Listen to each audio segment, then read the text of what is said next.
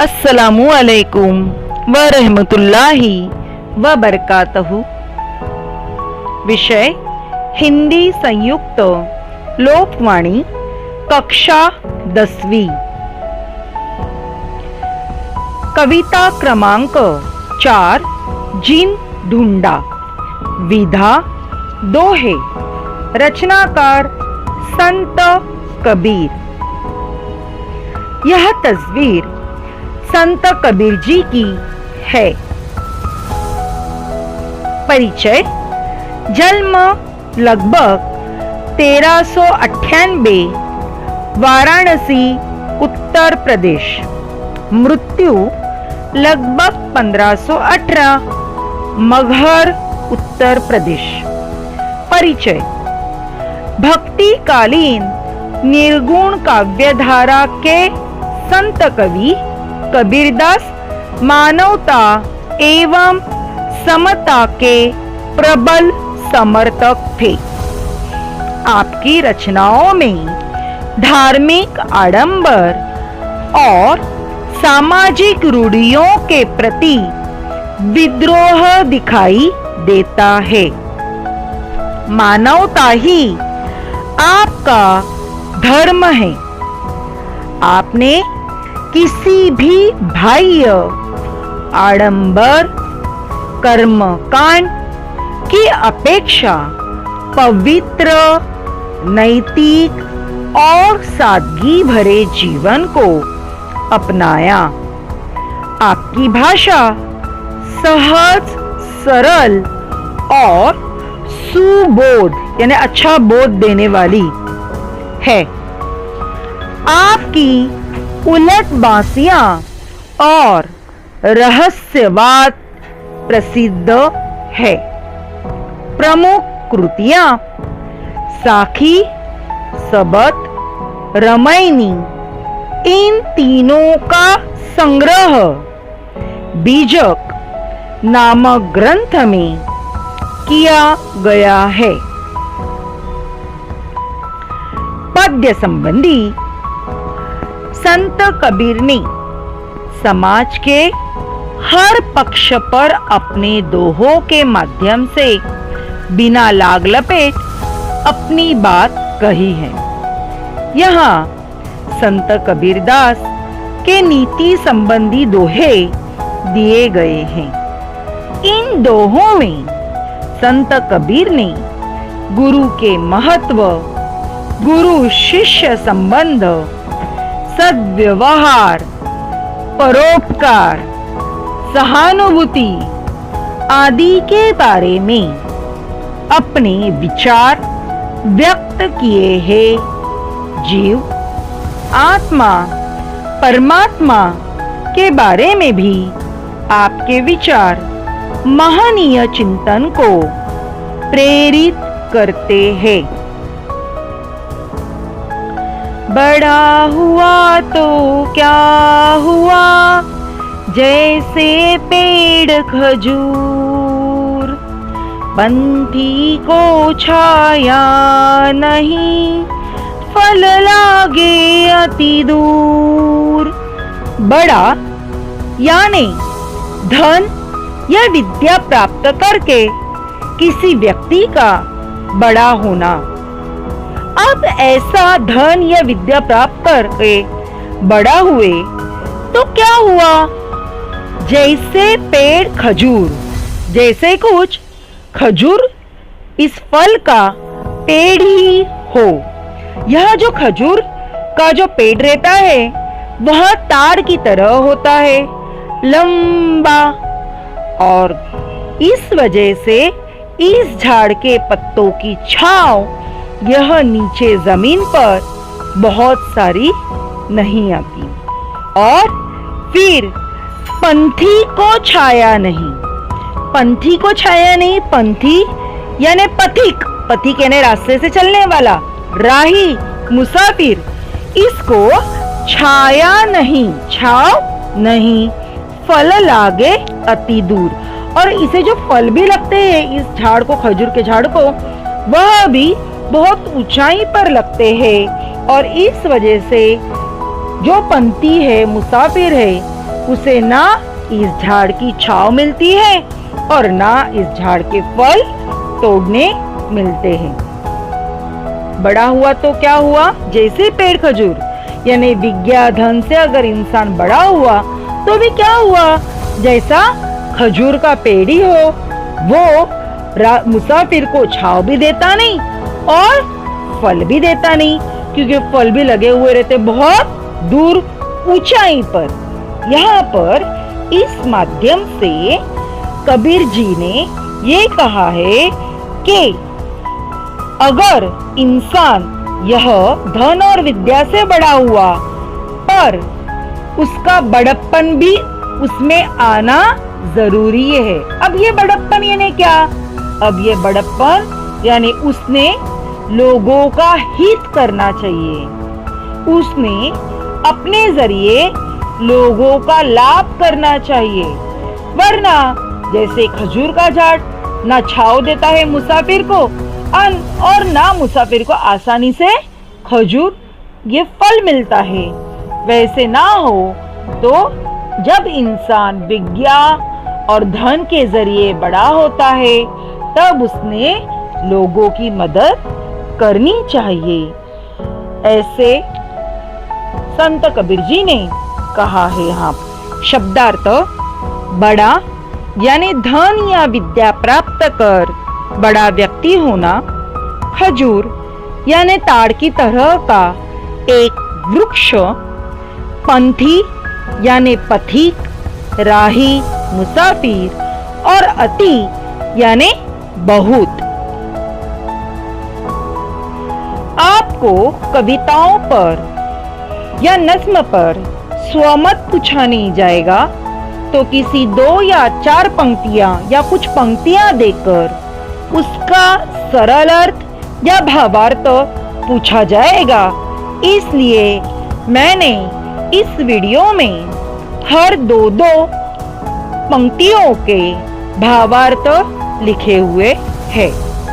भावार्थ उत्तर, संत कबीर ने बड़ा होने का वास्तविक अर्थ प्रस्तुत दोहे के माध्यम से बड़ी सरलता से समझाया है। वे कहते हैं कि खजूर का पेड़ ऊंचा तो बहुत होता है, किंतु राहगीरों को न तो उसकी छाया का लाभ मिलता है, छाया यानी छाव, और न ही वे उसके फल चख पाते हैं, क्योंकि वे बहुत ऊपर लगे होते हैं। अर्थात केवल शरीर से बड़ा होना पर्याप्त नहीं है।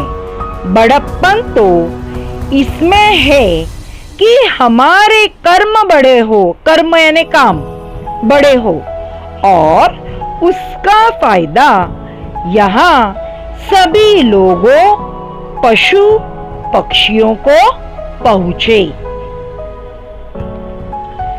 शीश को ऐसा चाहिए गुरु को सब कुछ दे, गुरु को ऐसा चाहिए शीश से कुछ नहीं ले। शीश, शीश यानी शिष्य, विद्यार्थी, छात्र जो अध्यापन करता है वह। शीश को ऐसा चाहिए यानी छात्र को, विद्यार्थी को ऐसा चाहिए गुरु को सब कुछ दे। उसने गुरु के प्रति समर्पित होना चाहिए, गुरु को सब कुछ देने के लिए वह राजी होना चाहिए। उसने अपना सब कुछ गुरु पर निछावर कर देना चाहिए, गुरु के शरण में चले जाना चाहिए। गुरु को ऐसा चाहिए। अब गुरु को कैसे रहना चाहिए? तो गुरु को, गुरु यानी अध्यापक, शिक्षक, टीचर, उन्होंने ऐसा रहना चाहिए शिष्य से कुछ नहीं ले। शिष्य यानी छात्र, विद्यार्थी, तो छात्र विद्यार्थी से कुछ नहीं लेय, यानी कुछ भी पाने की कभी उम्मीद नहीं रखनी चाहिए। शब्दार्थ शिष्य यानी शिष्य। भावार्थ उत्तर, संत कबीर ने गुरु और शिष्य के त्याग व समर्पण का महत्व प्रस्तुत दोहे में प्रतिपादित किया है यानी बताया है।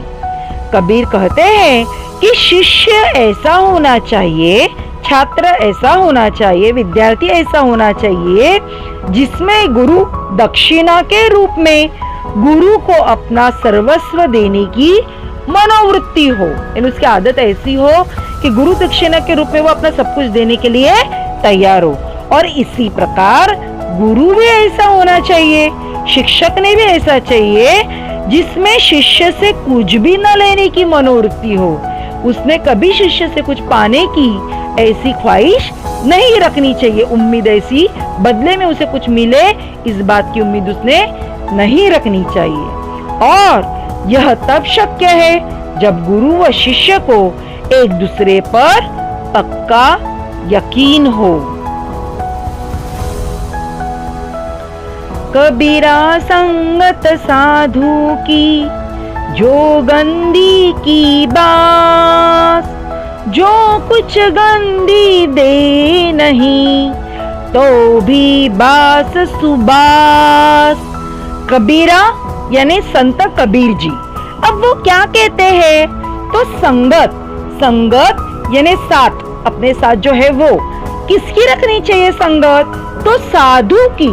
यहाँ पे साधु का मतलब एक अच्छा इंसान, सज्जन इंसान जो किसी का कभी बुरा नहीं चाहता, हमेशा लोगों का अच्छा भला चाहता है, जिसके दिल में इंसानियत का जज्बा रहता है, उसे हम साधु कहेंगे। तो कबीर जो संत कबीर जी है वो कहते हैं कि इंसान ने हमेशा साथ, संगत साधुओं का रखना चाहिए, यानी सज्जन इंसानों का साथ रखना चाहिए। जो गंदी की बात, अब उन्होंने उसके लिए उदाहरण दिए। वो कहते हैं जो गंदी की बात, गंदी यानी जो गंध बेचता है, यानी जो बास बेचता है, यानी इत्र बेचने वाला। इत्र क्या, इत्र बेचने वाला यानी अत्तर, इत्र वो जो बेचता है उसे हम बोलेंगे गंदी, बेचने वाले को क्या बोलेंगे, गंदी। अब जो गंदी की बात यानी जो इत्र बेचने वाले की बास रहती है, खुशबू रहती है, उसका एग्जाम्पल उन्होंने दिया है जो कुछ गंदी दे नहीं, यानी भले ही इत्र बेचने वाले के साथ हम रहे, उसने हमें कुछ दिया या ना दिया, फिर भी उससे हमें इत्र की सुगंध तो अवश्य मिलती है, तो भी बास सुबास, यानी हमें क्या मिलता है, इत्र की खुशबू अवश्य मिलती है। तो यहाँ पे जैसे हम साधु लोगों की संगत रखेंगे तो हमें उनके साथ रहने से चाहे कुछ मिले या ना मिले, पर उनके साथ रहे इसलिए हमें अच्छी बातें सीखने अवश्य मिलेगी, ऐसा संत कबीर जी कहते हैं। शब्दार्थ संगत यानी साथ, साधु यानी सज्जन व्यक्ति, गंदी यानी इत्र बेचने वाला, अत्तर बेचने वाला, बास यानी गंध, और सुबास यानी सुगंध यानी अच्छी खुशबू। यहाँ भावार्थ लिखा हुआ है इसी का। संत कबीर ने साधु अर्थात सज्जन व्यक्ति का महत्व प्रस्तुत दोहे के माध्यम से स्पष्ट किया है। इस दोहे में उन्होंने वही बताया है, संत का या सज्जन इंसान का संगत रखना यानी उनके साथ रहने का जो महत्व है वो उन्होंने इस दोहे में बताया हुआ है। और इसके लिए उन्होंने इत्र बेचने वाले जो विक्रेता है उसका उदाहरण भी दिया है। कबीर के अनुसार सज्जन व्यक्ति की संगति इत्र विक्रेता की तरह होती है, यानी इत्र बेचने वाले की तरह होती है। जिस प्रकार इत्र विक्रेता हमें इत्र भले ही न दे किंतु सुगंध तो देता ही है, भले ही वो हमें इत्र ना दे लेकिन खुशबू तो देता ही है, उसी प्रकार सज्जन व्यक्ति हमें भले ही धन दौलत, भौतिक सुविधाएं न दे पाए, किंतु सद्विचार यानी अच्छे ख्याल, सत्कर्म यानी अच्छा काम और सद्मार्ग यानी सही रास्ता, अच्छा रास्ता पर चलने की प्रेरणा अवश्य देता है। इत्र विक्रेता का साथ व्यक्ति के तन को महकाता है, खुशबू के वजह से तन महकता है, और उसी तरह सज्जन का साथ व्यक्ति के मन के साथ साथ उसके संपूर्ण जीवन को महकाता है। जब हम अच्छे लोगों के साथ रहते हैं तब हमारा हर फैसला, हर कदम यह सही रहता है, क्योंकि हमें उनके साथ रहने से अच्छे से रहने की आदत गिरती है, और इस वजह से फिर हमारा आगे का जीवन ये खुशियों से महकता है, क्योंकि जो सही रास्ते से चलता है, जो अच्छा सोचता है, अच्छा काम करता है और सही रास्ते से चलता है, उसकी जिंदगी यह महकती होगी, खुशबू से, खुशियों से महकती है। और इसीलिए हमें हमेशा सकारात्मक सोच वाले, यानी जरूर हमारी जिंदगी में अच्छा ही होने वाला है, ऐसा सोचने वाले और नेक लोगों की संगत, नेक यानी साधु लोगों की संगत, सज्जन लोगों की संगत और नेक लोगों की संगत, तीनों का मतलब एक ही है, इसमें रहना जरूरी है, तभी हम हमारी आगे की जिंदगी खुशियों से महका सकते हैं। दुर्बल को न सताइए, जाकी मोटी हाय, बिना जीव की श्वास से लोह भस्म हवै जाए। दुर्बल यानी कमजोर इंसान, जिसमें ताकत नहीं है, दुर नहीं, बल यानी ताकत, जिसमें ताकत नहीं है, जो इंसान कमजोर है। अब ये इंसान कमजोर किससे होगा? एक तो ताकत से नहीं होगा, वरना पैसों से या विज्ञा से, किसी भी चीज से। अगर वो कमजोर है तो उसे को न सताए, तो ऐसे कमजोर इंसान को सताना नहीं चाहिए। जाकी मोटी हाय, अब क्यों नहीं सताना चाहिए? क्योंकि मोटी यानी बड़ी और हाय यानी बदवा, यानी ऐसे लोगों की जो बदवा रहती है वो बहुत बड़ी रहती है, यानी लगने जैसी रहती है। अगर हमने कमजोर इंसान को तकलीफ दी, दुर्बल इंसान को सताया, तो उसके हाय में बड़ा दम होता है। और उसके लिए उन्होंने उदाहरण दिए हैं। उन्होंने उदाहरण दिया है वो लोहार का। लोहार यानी लोहे का काम करने वाला, बिना जीव की सांस की, बिना यानी बगैर, जीव यानी जान, जिसमें जान नहीं है, ऐसा यानी बिना जीव की।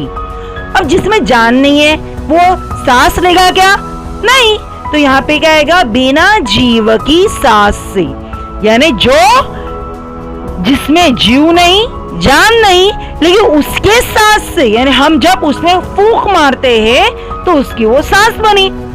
लोह भस्म हवै जाए। अब लोह यानी लोहा, अब वो क्या होता है? भस्म हो जाता है। भस्म होता है यानी खत्म हो जाता है। अब खत्म कैसे होता है जिसमें सांस नहीं है वो? तो यहाँ पर संत कबीर जी ने जो लोहार काम करता है, वो लोहार काम करते समय धोकनी का इस्तेमाल करता है, और इसी धोकनी का उदाहरण यहाँ पे दिया गया है। धोकनी यानी क्या? धोकनी यानी भट्टी की आग सुलगाने का उपकरण। उपकरण यानी सामान, साधन। पहले चमड़े की थैली का बना हुआ एक उपकरण रहता था। अब जमाना बदलते जा रहा है, मशीनों की दुनिया हो गई है और मशीनरी से सारे काम होते हैं। लेकिन पहले के जमाने में जब लोहार क्या करता था? धोकनी का इस्तेमाल करता था। तब यह धोकनी कैसे काम करती थी? तो धोकनी ये चमड़े की थैली बनी हुई रहती थी, यही एक उनका सामान होता था, जिसे बार बार खोलकर बंद करते थे और दबाने से उसके अंदर भरी हुई हवा नीचे लगी हुई नली के रास्ते आग तक पहुंचकर उसे दहकाने या उसे सुलगाने में सहायक होती थी। यानी जो चमड़े से बनी हुई थैली है उसके हवा का इस्तेमाल करके, जानवर के खाल से बनी हुई जो थैली थी उसके अंदर के हवा का इस्तेमाल करके आग को प्रज्वलित किया जाता था और उस आग में फिर लोहा तक भस्म हो जाता था। अब हम सोचेंगे कि देखो, जानवर के खाल से बना हुआ है, नहीं जिसमें जान तक नहीं है, ऐसी धोकनी, उसमें से हवा डालने की वजह से आग प्रज्वलित होकर लोहे जैसा सख्त जो धातु है वो भस्म होता था। इससे हमें ये सीख मिलती है कि दुर्बल इंसान भले ही कमजोर हो लेकिन उसकी हाय भी बड़ी होती है और वो हाय हमें लग सकती है। उसके हाय के जरिए हमारे आगे की जिंदगी में बहुत सारी कठिनाइयां आ सकती है और इसीलिए दुर्बल को कभी सताना नहीं चाहिए। उसके हाय से इंसान ने बचना चाहिए। शब्दार्थ दुर्बल यानी अशक्त, कमजोर, मोटी यानी बड़ी, हाय यानी दुख सूचक शब्द, बद्दुआ, श्वास यानी सांस, लोह यानी लोहा, भस्म यानी खत्म, हुए यानी होता है। फिर एक बार, दुर्बल को मत सताओ, उसकी जो हाय रहती है, बद्दुआ रहती है, वो बहुत ही बड़ी रहती है और जैसे जिस जानवर के खाल से बने हुए धोकनी में सांस नहीं रहती लेकिन उसकी हवा से, उस धोकनी में से हवा कैसे निकलती है, तो वो जानवर के खाल से बनी हुई जो थैली रहती है उसमें हवा भरते हैं और नीचे उस थैली को दबाने से नीचे लगे हुए नली में से वो हवा उस आग के तरफ जाती है और उसके दहकाने और सुलगाने के लिए वो मदद करती है और उस आग में फिर लोहा भस्म हो जाता है। इस तरह से संत कबीर जी ने यहाँ पर धोकनी का उदाहरण देते हुए दुर्बल इंसान को सताना नहीं चाहिए, यह सीख हमें दी है। अब इन दो जो पंक्तियां हैं उसका भावार्थ यहाँ लिखा हुआ है। संत कबीर ने बेसहारा व कमजोरों की बद्दुआ का प्रभाव प्रस्तुत दोहे में बताया है। यानी बेसहारा कमजोर इंसान के जो बद्दुआ लगती है उसके बारे में बताया है। कबीरदास कहते हैं कि कमजोर व गरीब व्यक्ति को नहीं सताना चाहिए क्योंकि उनकी बद्दुआ बड़ी असरदार होती है।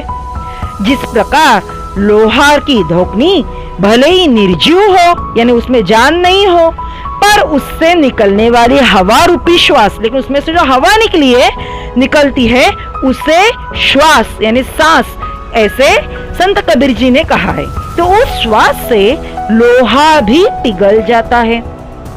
उसी प्रकार गरीब व कमजोर भले ही शोषण का विरोध न कर पाए किंतु उनके दिल से निकलने वाली हाय अर्थात बद्दुआ, शाप उन्हें पीड़ा देने वाले व्यक्ति के सुख चैन को भस्म कर देती है। जो तकलीफ देता है ऐसे इंसान के जिंदगी में की खुशियों को उसकी वो गरीब इंसान की जो बद्दुआएं हैं वो खत्म कर देती है, नष्ट कर देती है।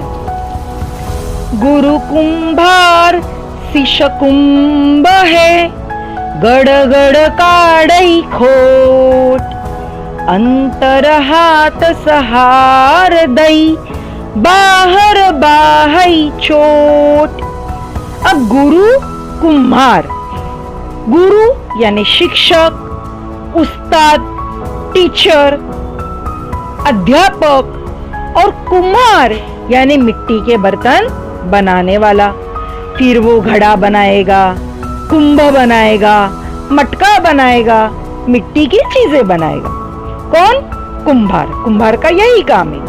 तो गुरु कैसा है? तो एक कुम्हार की तरह है, मिट्टी के बर्तन बनाने वाले के जैसा है। शिष्य, शिष्य यानी शिष्य यानी छात्र, विद्यार्थी, स्टूडेंट, पढ़ाई करने वाला, सीखने वाला। वो कैसा है? तो वो कुंभ की तरह है। कुंभ यानी घड़ा, मटका जिसमें हम पानी भरते हैं ना, वैसा। अब ये कैसा है? तो एक कच्चे मटके के तरह है, कच्चे मिट्टी के घड़े के तरह है। कौन? तो शिष्य, छात्र। इसमें कहा है उस्ताद कुंभार की तरह है, तो छात्र यह कच्चे घड़ी के तरह है, कच्चे घड़े के तरह है। गड़ गड़ काढ़ई खोट। गड़ यानी गढ़ना, गढ़ना यानी रचना करना, कुछ तैयार करना, बनाना। अब ये बनाते समय क्या करते हैं? काढ़ई, काढ़ई यानी निकालना। वो क्या निकालते हैं?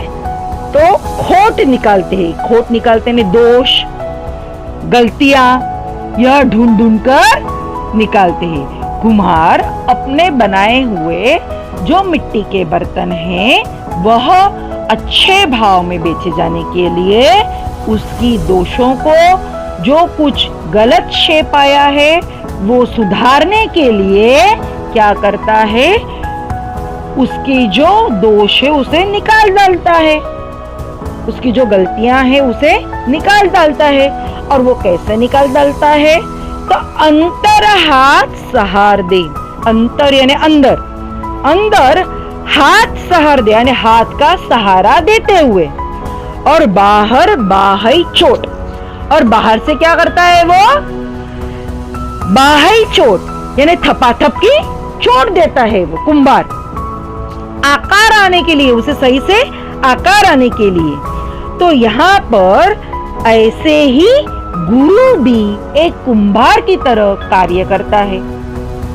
गुरु क्या करता है?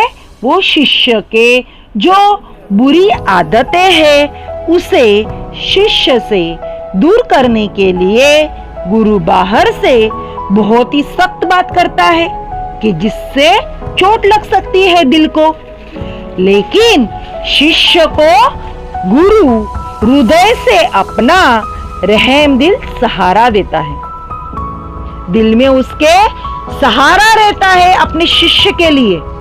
वो सहारा कौन सा रहता है? तो ज्ञान रूपी, इल्म देने वाला सहारा होता है। यानी गुरु ये अपने शिष्य को सही रास्ता दिखाता है। कभी कभी उसके लिए वह दंड भी देता है, दंड यानी शिक्षा देता है, अनुशासन के लिए सजा देता है। और यह सजा की चोट देकर वह अपने छात्र को, अपने विद्यार्थी को एक अलग आकार देता है। उस आकार के वजह से उसका भी भविष्य उज्जवल बनता है। शब्दार्थ: कुंभार यानी मिट्टी के बर्तन बनाने वाला, शिष्य यानी शिष्य, कुंभ यानी घड़ा, गढ़ना यानी रचना बनाना, काढ़ई यानी निकलना, खोट यानी दोष गलतियां, अंतर यानी अंदर, सहार यानी सहारा और बाहई यानी मारना। यहाँ पे इन दो पंक्तियों का अर्थ मैंने भावार्थ लिखा हुआ है। उत्तर: संत कबीरदास ने गुरु शिष्य के संबंध के बारे में प्रस्तुत दोहे में बताते हुए गुरु की महिमा का वर्णन किया है। वे कहते हैं कि गुरु कुम्हार और शिष्य घड़े के समान होता है। मैंने अभी बताया ना, गुरु ये कुम्हार के जैसे रहता है और शिष्य ये घड़े के जैसा। जिस प्रकार कुम्हार घड़े को भीतर से एक हाथ से सहारा और बाहर से दूसरे हाथ से थपाथप की चोट देकर उसे सही आकार देता है, उसी प्रकार गुरु भी शिष्य को ज्ञान रूपी सहारा और अनुशासन व दंड रूपी सजा देने जैसा चोट देकर उसे विशिष्ट आकार देता है, खास आकार देता है। अर्थात इसका मतलब ही क्या हुआ कि उसका भविष्य उज्जवल बनाता है। जाको राखै साइया मारी न सकई कोई, बाल न बाका करी सकई जो जग बैरी होय। जाको यानी जिसको, राखई यानी रखता है, साइया, साइया यानी खुदा जो सर्वशक्तिमान है, जिसमें सबसे ज्यादा ताकत है वह परमेश्वर बोलो, भगवान बोलो, खुदा बोलो। तो यहाँ पे क्या लिखा है? जिसकी रक्षा खुद ईश्वर करता है। राखा यानी रखता है। क्या रखता है? रक्षा रखता है, रक्षा करता है। और मारी न सकाई कोई। अब और आगे क्या लिखा है? मारी न यानी मार नहीं सकता है, सकाई सकता है, कोई कोई यानी जिसकी रक्षा खुदा करता है उसे कोई मार नहीं सकता। बाल न बाका करी सकई। बाल यानी बाल, सर पर के बाल।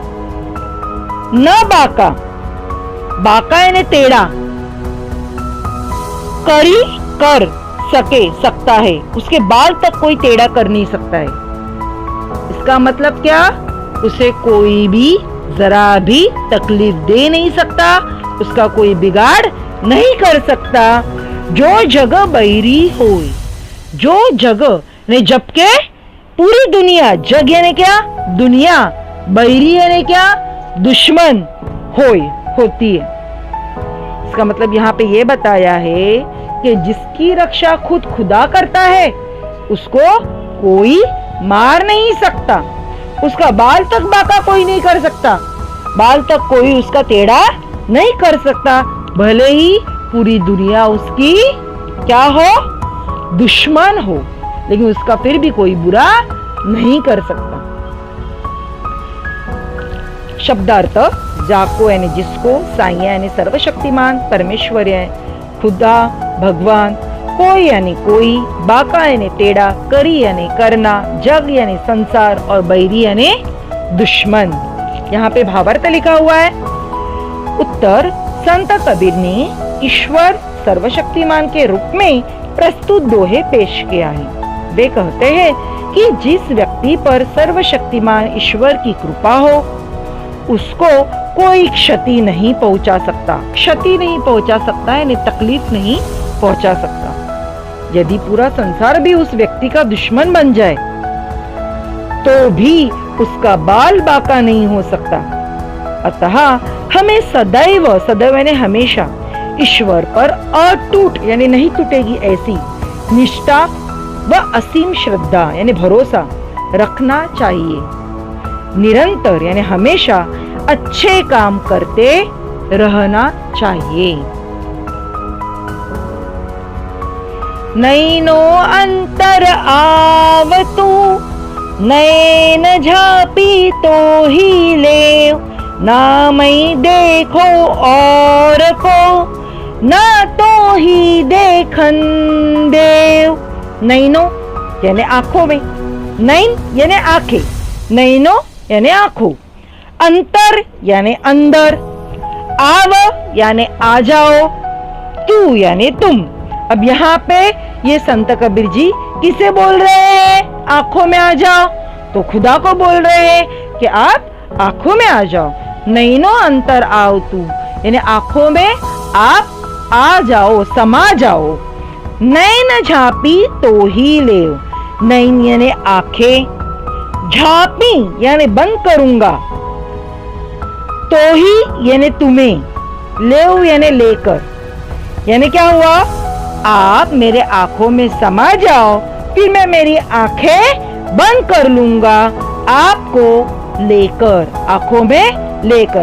अब वो ऐसा क्यों करने वाले हैं? वो आगे के पंक्ति में, ना मैं देखो और को, ना मैं नहीं मैं, देखो यानी देखूंगा, और को यानी किसी और को मैं नहीं देखूंगा, ना तो ही देखन देव, ना नहीं तो ही यानी तुम्हें देखन देव, देखने दूंगा।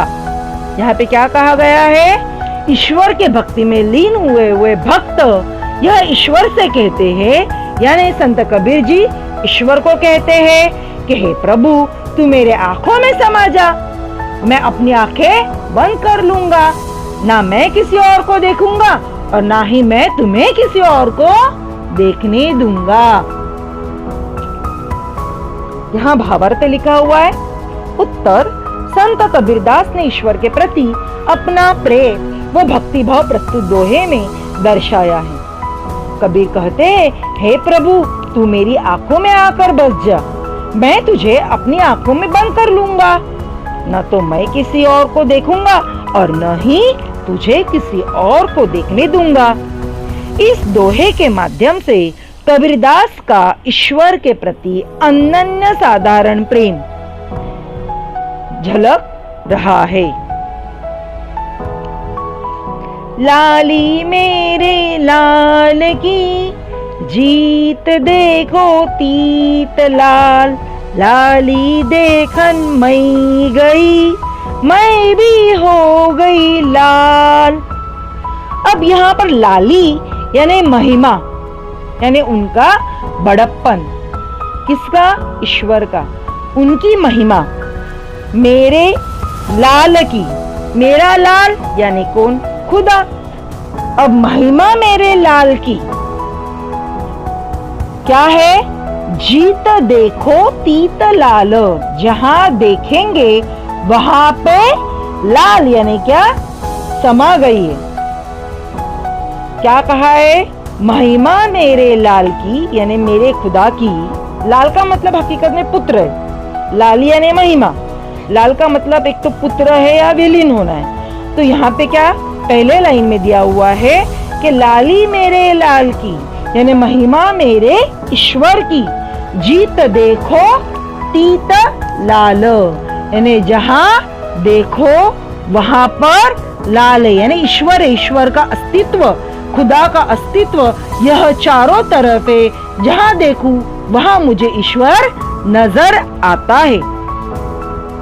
लाली देखन मैं गई, अब मैं क्या देखने के लिए गई? तो मैं ईश्वर की महिमा देखने के लिए गई।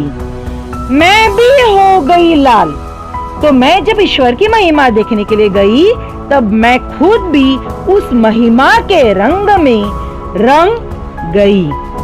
यानी क्या हुआ? यानी मैं उसमें ही विलीन हो गई, ईश्वरमय हो गई। ईश्वर की महिमा में मैं ईश्वरमय हो गई।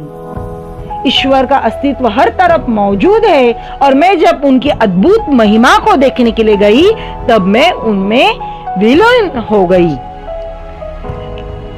शब्दार्थ लाली यानी महिमा, लाल यानी पुत्र, यहाँ अर्थ ईश्वर, जीत यानी जहां, तीत यानी वहां, लाल यानी विलीन होना।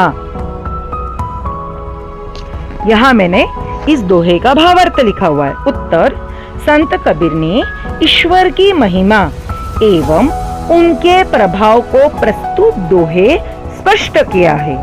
वे कहते हैं कि मेरे लाल की लाली अर्थात ईश्वर का अस्तित्व चारों तरफ है। मैं जहां भी देखता हूँ मुझे मेरा ईश्वर ही नजर आता है। जब मैं अपने ईश्वर की अद्भुत महिमा को देखने गया तो मैं भी उसी में विलीन हो गया। कबीर के अनुसार ईश्वर का अस्तित्व हर तरफ मौजूद है।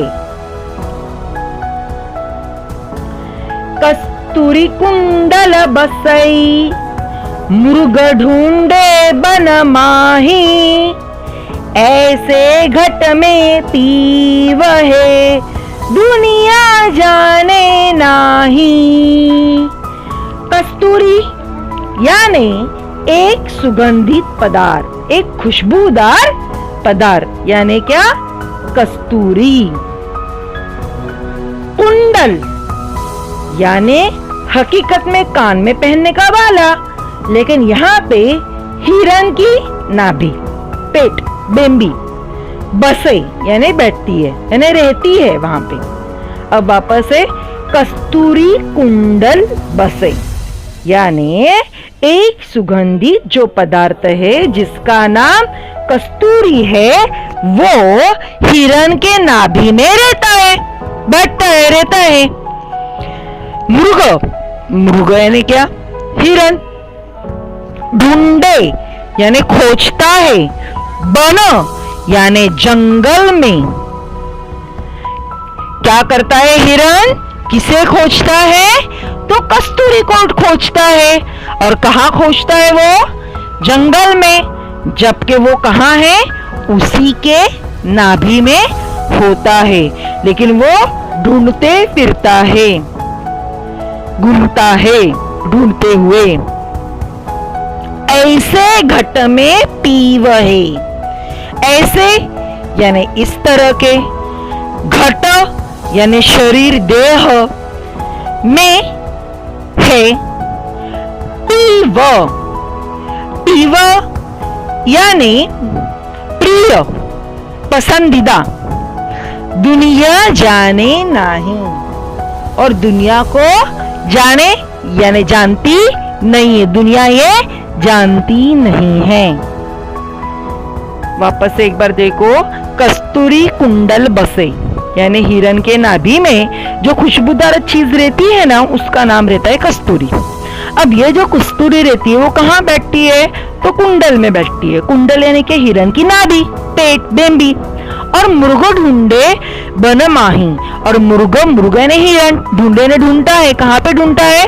तो जंगल में, और उसके लिए वो यहाँ वहां घूमते रहता है। ऐसे घट में पीव है, और क्या कहा है कि ऐसे घट में पीव है। घट में पीव है यानी क्या? शरीर में, इंसान के शरीर में ही क्या है? पीव है। पीव यानी प्रिय है। अब इंसान को क्या प्रिय है? इंसान को ईश्वर प्रिय है, खुदा प्रिय है। तो क्या है? इंसान के शरीर में ही ईश्वर है, लेकिन दुनिया जाने नहीं, दुनिया को यह पता ही नहीं है कि खुदा कहाँ है, ईश्वर कहाँ है। ऐसा यहाँ पे संत कबीर जी ने कहा है। शब्दार्थ, कस्तूरी यानी एक सुगंधित पदार्थ जो एक तरह के नर हिरण की नाभि में के पास की गांठ में पैदा होता है और दवा के काम में आता है। यहाँ पे कस्तूरी का मतलब बताया हुआ है। कुंडल यानी कान में पहनने का बाला, लेकिन यहाँ इस दोहे में उसका मतलब क्या है? तो हिरण की नाभि, पेट, बेम्बी, मृग यानी हिरण, वन यानी जंगल, घट यानी शरीर, देह, और पीयू यानी प्यारा, लेकिन प्रिय, लेकिन यहाँ पे उसका प्यारा प्रिय यानी मतलब क्या हुआ? ईश्वर। अब यहाँ पे हम लोग इस दोहे का भावार्थ देखेंगे।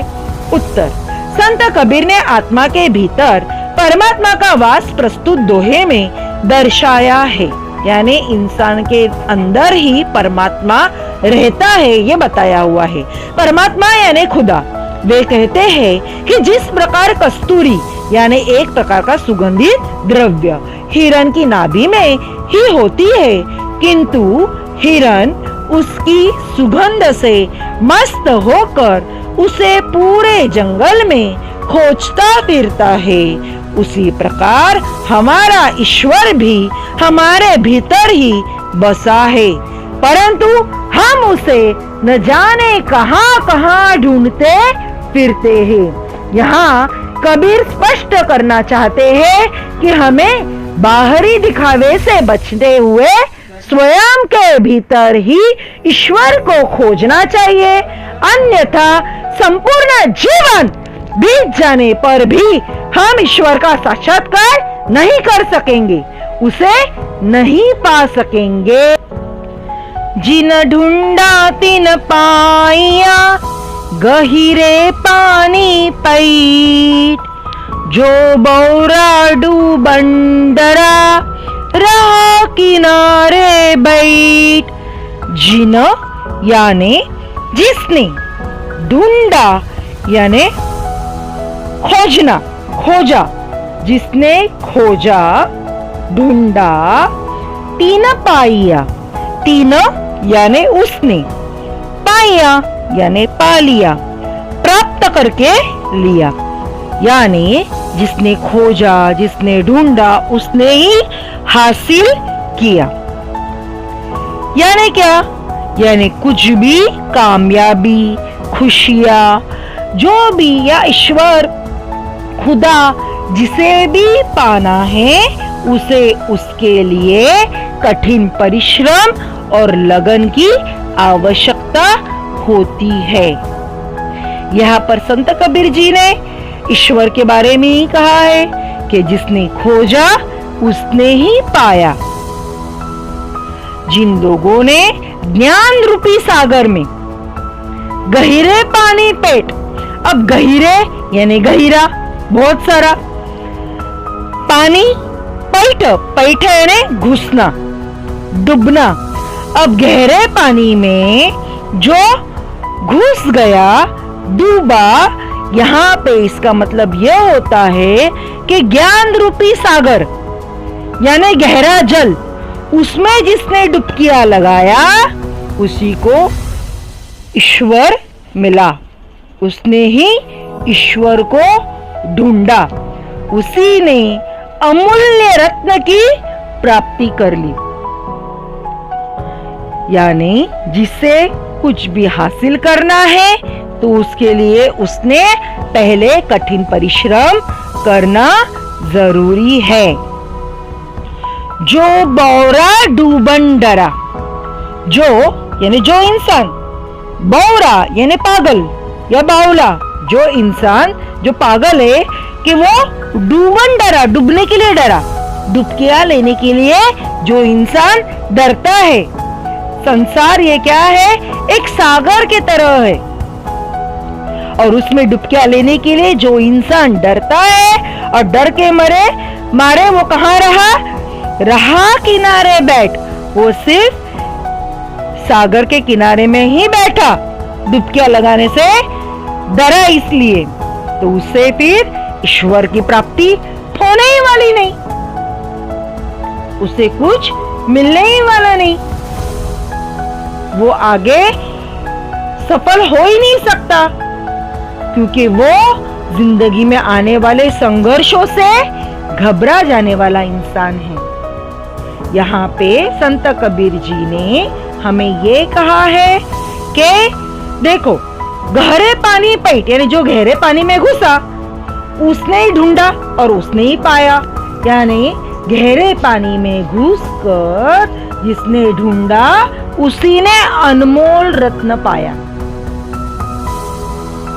उसी ने गहराई में गोता लगाया और तब जाके उसे अनमोल रत्न मिला।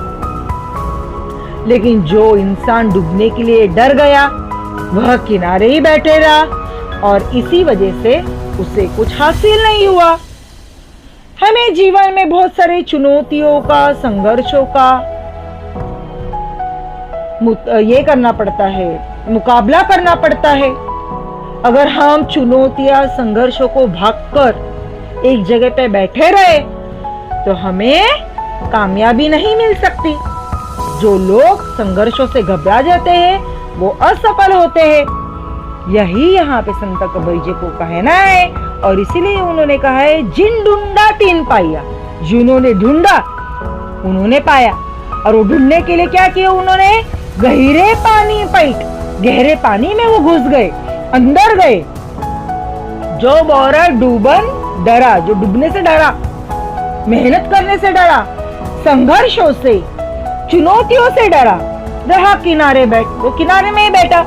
और अगर वो किनारे पे ही बैठा तो अंदर मिलने वाला जिसने पाया हुआ है रत्न, वैसा रत्न इसे मिलने ही वाला नहीं, क्योंकि वह तो किनारे में बैठा हुआ है।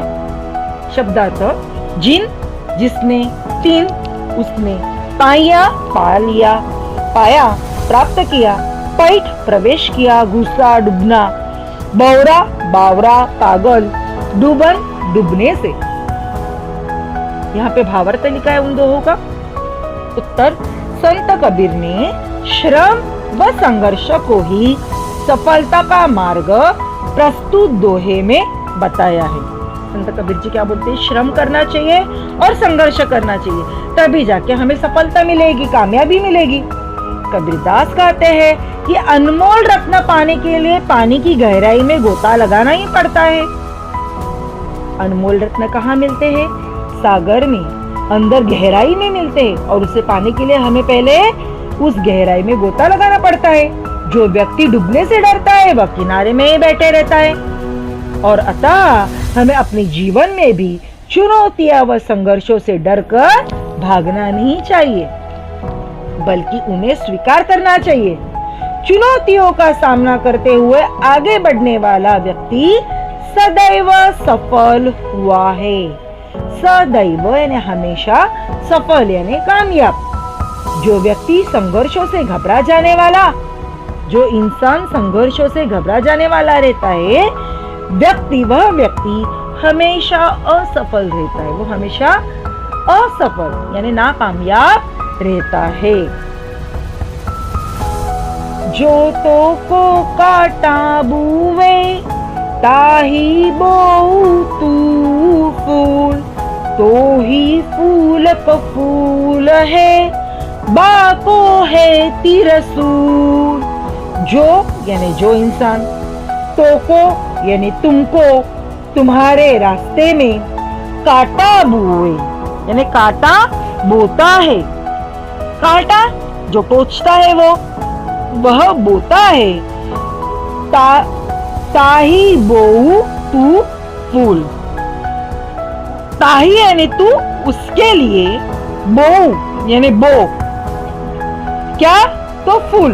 यानी जो इंसान तुम्हारे रास्ते में कांटा बोता है, तुम उसके लिए क्या बो, फूल बो।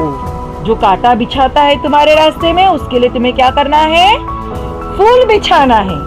तुम्हें उसका बुरा नहीं करना है, तुम उसका कभी बुरा मत करो, उल्टा तुम क्या करो, उसके रास्ते में फूल बिछाओ, यानी आप उसका अच्छा ही करो। अब ऐसा क्यों बोले, तो इसलिए बोले आगे के पंक्ति में, तो ही फूल को फूल है बाको है तिरसुल। यानी क्या कहा है, यानी ये कहा है तो ही यानी तुमको, आपको, फूल को फूल है, फूल को फूल मिलेगा। यानी अगर आपने अच्छे कर्म किए, किसी का भला किए, तो आपका भी भलाई होने वाला। अच्छे कर्मों का फल हमेशा भला ही रहता है। और आगे क्या लिखे, बाको है तिरसुल, यानी बाकी लोगों को, दूसरे लोगों को, उसको जिसने कांटे बिछाए थे तुम्हारे रास्ते में, उसको क्या है, तिरसुल। तिरसुल यानी त्रिशूल, त्रिशूल यानी 3 कांटों वाला, यानी बुराई। कांटे बोले तो बुराई है। तो यहाँ पे ये कहा हुआ है कि जो तो को कांटा बोवे, यानी जो इंसान तुम्हारे रास्ते में कांटा बोता है, यानी परेशानियां देता है, तुम्हारा बुरा चाहता है, तुम्हारा बुरा करता है, ताही बोऊ तू फूल, तू क्या कर, उसके लिए, उसके रास्ते में खुशियां बिछा, उसका बुरा मत करना, तू उसका भला कर। फूल बोऊ उनके लिए, यानी भला कर उनके लिए, अच्छा कर। यहाँ पे फूल का मतलब भलाई करके है, भलाई करना, फूल बोना, भलाई करना। तो ही फूल को फूल है, यानी कि तभी ही तुम्हारे लिए फूल को फूल मिलेगा। यानी तुम अगर अच्छे कर्म करोगे, तुम किसी का भला करोगे, तो तुम्हारा जरूर बड़ा भला ही होगा। आगे क्या लिखा है, बाको है तिरसुल, और जिसने तुम्हारा बुरा किया उसका क्या होगा, उसके लिए क्या है, उसके लिए तिरसुल है। तिरसुल यानी क्या, 3 कांटों वाला, त्रिशूल, यानी बुराई के रूप में उसे कुछ मिलेगा। कर्मों का फल कांटे के बदले में त्रिशूल, यानी बुराई के रूप में उसे कुछ मिलेगा, उसका बुरा ही होगा क्योंकि उसने बुरा किया। जो जैसा कर्म करता है वैसा उसे फल मिलता है। आप भले ही आपके साथ कोई भी बुरा कर्म करे, आप अगर हमेशा अच्छा कर्म करते जाओगे तो आपका अच्छा होगा, और जो बुरा करेगा उसका बुरा होगा। शब्दार्थ, जो व्यक्ति तो को यानी तुमको, तुम्हारे लिए, बोऊ यानी बोता है, ताही यानी तुम्हारे लिए, उसके लिए, बोऊ यानी बोना, तो ही यानी तुमको, तुझको, बाको यानी उसके लिए, तिरसुल यानी 3 नोकों का प्रसिद्ध अस्त्र त्रिशूल। इन 2 पंक्तियों का अर्थ, भावार्थ, उत्तर संत कबीर ने सत्कर्म करने व उसके परिणामों को और प्रस्तुत दोहे संकेत किया है। अच्छे काम करने और उसके फिर जो परिणाम होते हैं उसके बारे में इन दोहों में बताया हुआ है। वे कहते हैं कि जो तेरे लिए कांटे बोता है तो उसके लिए भी फूल ही बो। कांटे के बदले में फूल बो। तेरे बोए फूलों से तो तेरा आंगन महक उठेगा, किंतु उसके कांटों से उसे ही त्रिशूल का कष्ट मिलेगा। कोई भी व्यक्ति हमारे साथ कितना भी बुरा करे, परंतु हमें सदैव सभी के साथ अच्छा व्यवहार ही करना चाहिए। समय के साथ साथ हमें हमारे अच्छे कर्मों का तथा बुरे कर्म करने वालों को उनके बुरे कर्मों का परिणाम अवश्य मिलता है। जो जैसा कर्म करेगा उसे वैसा फल मिलेगा। इस तरह से हमारी चौथी नज़म दोहों वाली जिन ढूंढा, जो जिसके रचनाकार संत कबीर जी है, वह पूरे दोहे समझकर खो गए हैं। यह वाकई बहुत ही अच्छे दोहे हैं। इससे हमें बहुत कुछ सीखने मिलता है। बच्चों, हमें सिर्फ जो भी कुछ सबक में पाठ्य पुस्तक में दिया है उसे सिर्फ समझना सीखना नहीं है, तो हमें उसे अपने जिंदगी में उतारना है। हमें उस तरह से रहना है। आज हम लोगों ने बहुत कुछ इस दोहों के जरिए सीखे हैं, उसे अपनाएंगे और अपनी जिंदगी में उस तरह से रहने की कोशिश करेंगे। यह नज़्म समझाकर खत्म हो गई है। धन्यवाद।